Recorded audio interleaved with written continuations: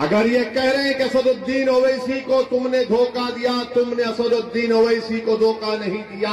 तुमने कोचा दामन के गरीबों और मजलूमों, नौजवानों को और मां और बहनों के पीठ में तुमने खंजर घोंपा है और कभी भी यहां की आवाम तुमको माफ नहीं करेगी।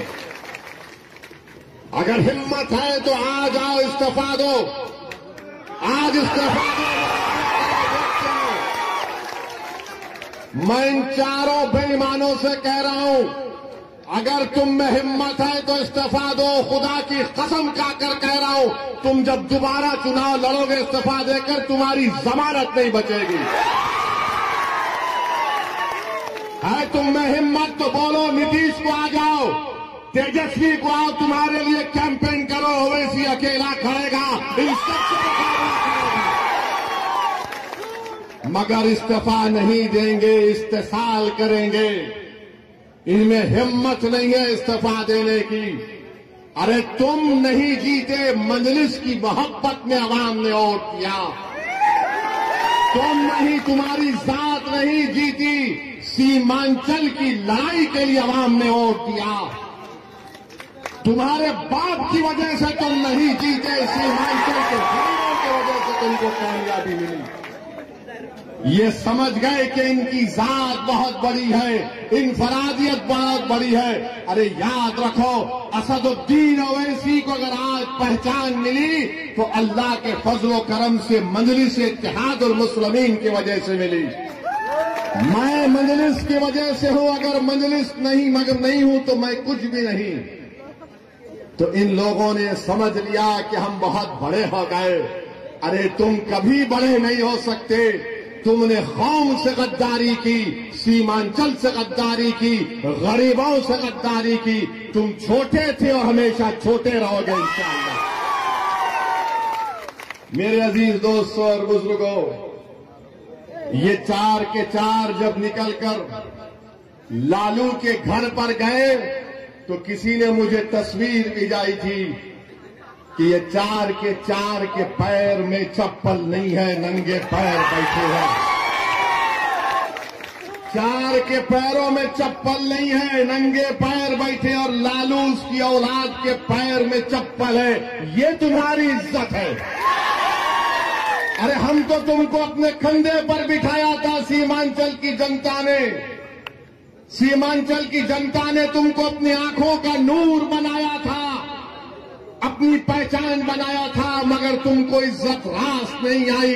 तुम चले गए, उसके पैरों में चले गए, तुम लालू के परिवार के। यहां पर महागठबंधन ने सीमांचल में जनसभा की तो इसी कोचा दामन के मौसूफ ने आखिरी सफ पे उनको बिठा दिए और फोटो डाल रहे कि मैं बैठा हूं। अरे बेशर्मो, कभी तो अपनी इज्जत का तो ख्याल कर लेते। तुमको अल्लाह इज्जत दे रहा था, तुमको इज्जत रास नहीं आई। मगर मेरे अजीज दोस्तों और बुजुर्गों, सीमांचल किसने कहना शुरू किया? क्या राजद ने कहा सीमांचल? क्या लालू ने कहा सीमांचल?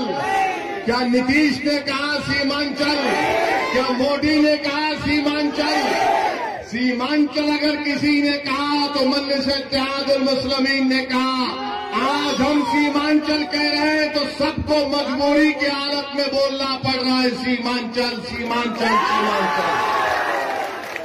मैं आपसे वादा पहले भी किया था और आज भी कर रहा हूं, अगर सारी दुनिया मेरी खिलाफ हो जाए तब भी अकेला असदुद्दीन ओवैसी खड़े होकर सीमांचल की लड़ाई लड़ेगा। मैं दुनिया के खिलाफ जाने को तैयार हूं। और जो लोग धोखा दिए सीमांचल की आवाम को सुन लो, अल्लाह सुब्हाना व तआला तुमको जलील और रुस्वा करेगा। अरे 2025 आएगा, तुम मुंह नहीं खोल सकते तुम्हारे सियासी आकाओं के सामने। तुम आंख में आंख नहीं मिला सकते तेजस्वी यादव से, और नीतीश को तो तुम देख ही नहीं सकते। आज बताइए इनकी क्या अहमियत है। ये मीर जाफर और मीर सादिक की तारीख को उन्होंने दोहराया है। जिसने टीपू सुल्तान को, सिराजुद्दौला को धोखा दिया, ये इन्हीं लोगों के जानशीन है। मैं इनको मुबारकबाद देता हूं कि तुमने मीर जाफर और मीर सादिक की उस गद्दारी को तुमने जनता के सामने याद दिला दिया। अब जनता जान चुकी है, अवाम जान चुकी है। ऐवान असेंबली में अगर कोई लड़ता है सीमांचल के लिए तो ये लोग मंत्री बनकर बैठ गए, अपनी गर्दन मोटी कर लिए, अपनी गर्दन को मोटी कर लिए, और मगर सीमांचल के बारे में बात नहीं कर सकते। अगर कोई जुल्म के खिलाफ आवाज उठाता है बिहार की विधानसभा में तो उसका नाम अख्तरुल ईमान है। अख्तरुल ईमान अकेला है, मगर मुझे यकीन है कि कोचा दामन में एक ही शेर काफी इन गीदड़ों के। अख्तरुल ईमान लड़ता है ऐवान में, अकेला है। 5-5, 6-6 मिनट की तकरीर अख्तरुल ईमान की उठाकर देख लो आप। अख्तरुल ईमान सच्चाई को बयान कर रहा है, हुकूमत से लड़ रहा है, सवालात पूछ रहा है कि उर्दू टीचर का क्या हुआ जब वो मासूम 8 साल के बच्चे को सीवान में पकड़कर जेल में डाल दिया गया। उसके गले में रस्सी थी, उस बच्चे का नाम रिजवान, 8 साल का बच्चा। ये जितने बिहार के विधानसभा में मुसलमान एमएलए जीत कर गए, क्या रिजवान तुम्हारा बेटा नहीं था इसलिए तुमने आवाज नहीं उठाई? 8 साल का रिजवान गले में रस्सी डालकर 1 हफ्ता वो अपनी मां से दूर रहा। उसकी मां पुकार पुकार कर कह रही है कि मेरा बच्चा बच्चा है। वो 16-17 साल का नहीं है। मगर बिहार में क्या बीजेपी की सरकार थी या गठबंधन की सरकार थी जो गुंगी बनकर बैठी हुई थी? रिजवान की मां पुलिस स्टेशन के आगे 8 दिन तक अपने लखते जिगर के लिए तड़पती रही कि मेरा बेटा अंदर है, मैं कैसे बाहर जिंदा रह सकती हूं। ये इंसाफ महागठबंधन का। 8 दिन तक एक मां अपने 8 साल के बच्चे को तड़पती रही। किसने रिजवान के खिलाफ आवाज उठाई? किसने रिजवान की तकलीफ को अपने बेटे की तकलीफ की तरह महसूस किया? किसने उस तड़पती मां के आंसुओं को समझा? वो मजलिस इत्तेहादुल मुस्लिमीन और असदुद्दीन ओवैसी और अख्तरुल ईमान थे जिन्होंने रिजवान के लिए आवाज उठाई। ये महागठबंधन के लोग क्यों नहीं बोले रिजवान के बारे में? अरे तुम बोलो ना रिजवान के बारे में, तुमने क्यों नहीं बोला? बोलो, इल्जाम लगाने वाले हम पर, रिजवान पर नहीं बोले।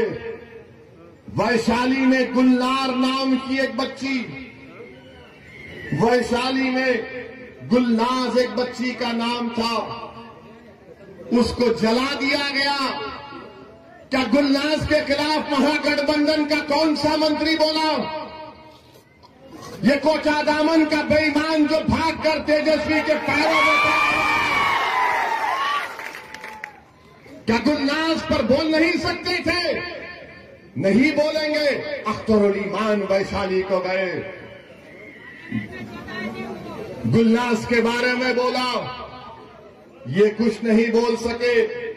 फिर मॉब लिंचिंग हुई गाया में, छपरा में, समस्तीपुर में, ये नहीं बोल सकते। मॉब लिंचिंग हुई मुसलमानों की, ये नहीं बोल सकते। किसके खिलाफ बोल सकते हैं ये तमाम बेईमान लोग? मालूम आपको किसके खिलाफ इनकी जबान चलती है? गुलनाज पर नहीं बोलेंगे, रिजवान पर नहीं बोलेंगे, बेगूसराय समस्तीपुर के मॉब लिंचिंग पर नहीं बोलेंगे। किसके खिलाफ बोलेंगे? ओवैसी के खिलाफ बोलेंगे।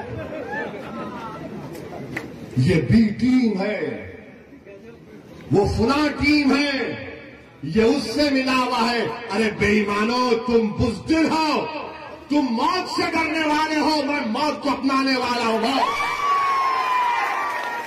तुम मेरे खिलाफ बोल सकते मगर तुम्हारी जबानें गूंगी क्यों पड़ गई?